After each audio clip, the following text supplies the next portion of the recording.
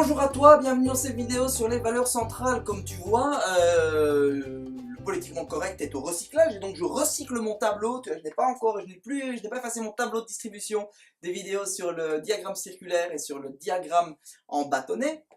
Pourquoi? Parce qu'on va réutiliser ces informations-ci pour la quatrième fois, je pense. On va réutiliser ces informations-ci pour mettre en évidence deux notions assez importantes, qui sont la moyenne arithmétique, j'ai juste écrit moyenne, mais le vrai nom c'est moyenne arithmétique parce qu'on va calculer, et le mode. Ce sont ce qu'on appelle des valeurs centrales. Valeurs centrales, pourquoi? Parce que tu vois, la moyenne, on a toujours tendance à penser que c'est le milieu, c'est la note du milieu. Milieu, centre, valeur centrale. Eh bien, la moyenne va être ça va être la cote du milieu, mais le mode, ça va être aussi une espèce de cote du milieu, ça va être une autre valeur centrale qui va permettre d'interpréter parfois des résultats, parce que parfois la moyenne ça ne veut rien dire. C'est pas parce que tu le sais très bien, hein, parfois tu as tout juste la moyenne, ou alors non, tu avais tout juste la moyenne à tes interros, et puis il y a une interro que tu foires complètement, ça fait chuter ta moyenne juste en dessous de 50%. Paf, paf, pourtant, grosso modo, t'as bien réussi, t'as tout le temps eu plus que 50%, sauf une fois. Et ça fait chuter ta moyenne. Et par contre, tu vois, le mode, la cote la plus habituelle que tu avais était pourtant au-dessus de 50%. D'accord? Donc voilà, on va voir un peu plus en détail ce que représente chacune de ces deux valeurs centrales et ce qu'elles peuvent vouloir dire dans une série statistique. Pour ce faire, je vais reprendre ici mes exemples, mon exemple de tableau de distribution avec le même exemple, hein, code sur 20, code sur 10, 20 élèves qui ont fait l'apéro, blablabla.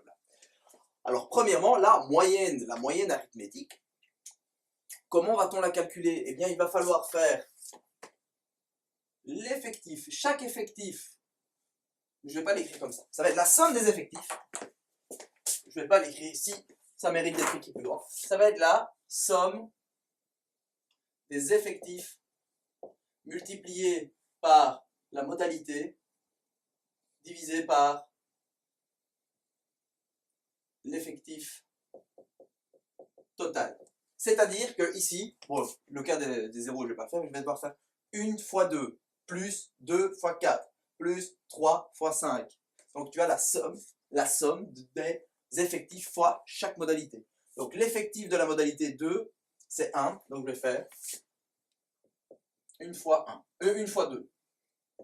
Je vais devoir additionner, les parenthèses ne sont même pas obligatoires, 2 fois 4, plus 2 fois 4.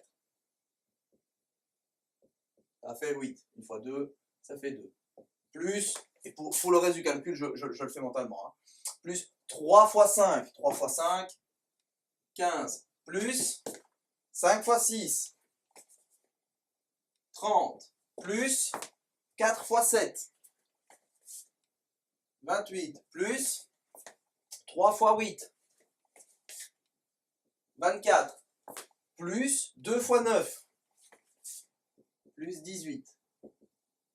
Le tout divisé par l'effectif total par 20. Bon, combien ça fait tout ça? 2 plus 8, 10. 10 plus 30, 40. 40 plus 15, 55. 55 plus 28, 55 plus 20, 75, 75 plus 8, 83. 83 plus 24, 83 plus 20, 103, 103 plus 4, 107, 107 plus 18, 125.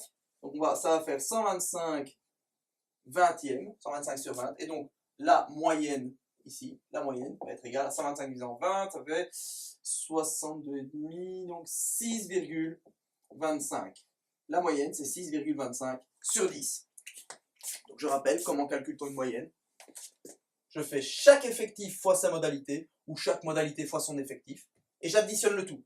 2 fois 1, plus 4 fois 2, plus 5 fois 3, plus 6 fois 5, plus 7 fois 4, etc. etc. J'additionne le tout, et je divise par l'effectif total. Ce n'est pas la somme des effectifs divisée par l'effectif total.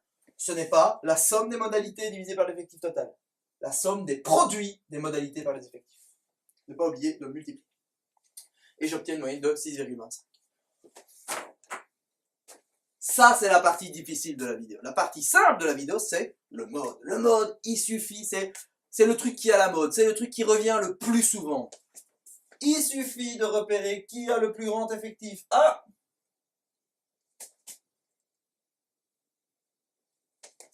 Voilà, mode égale 6.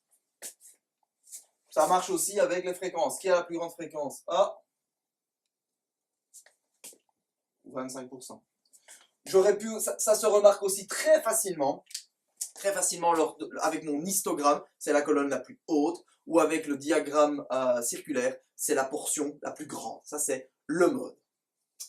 Le mode, donc comme je disais, le mode mis en... Si le mode et la moyenne sont assez similaires, et ça c'est un peu le cas, on peut dire qu'on va avoir une... on aura une représentation statistique. On peut interpréter statistiquement que les valeurs sont assez homogènes, que les résultats sont assez homogènes. C'est une classe assez homogène. C'est pas qu'il y en a beaucoup qui ratent, beaucoup qui réussissent et un ventre mou au milieu.